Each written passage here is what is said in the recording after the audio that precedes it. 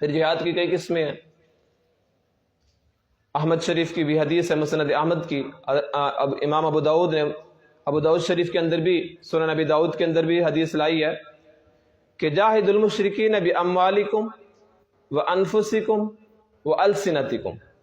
3 قسم کے جہاد کا ذکر ہے یہاں پہ کہ مشرکین سے جہاد کرو باموالکم، اپنے مال کے ذریعے.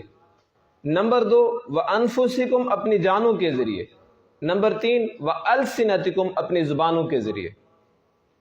یعنی جہاد بالمال، جہاد بالنفس اور جہاد بالزبان باللسان، یہ 3 قسم کے جہاد کا ذکر حدیث کے اندر آیا ہے.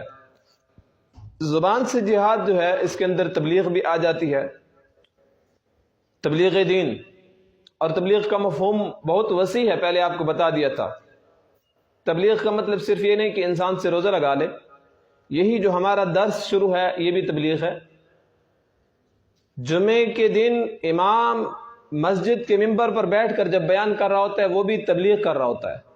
لوگوں تک اپنی بات کو پہنچانا، اس کو تبلیغ کہتے ہیں.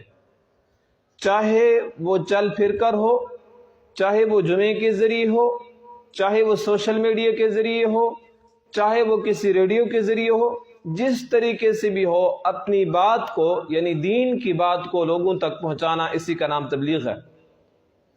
تو تبلیغ دین کے ذریعے لوگوں کے شکوک و شبہات کو دور کرنا.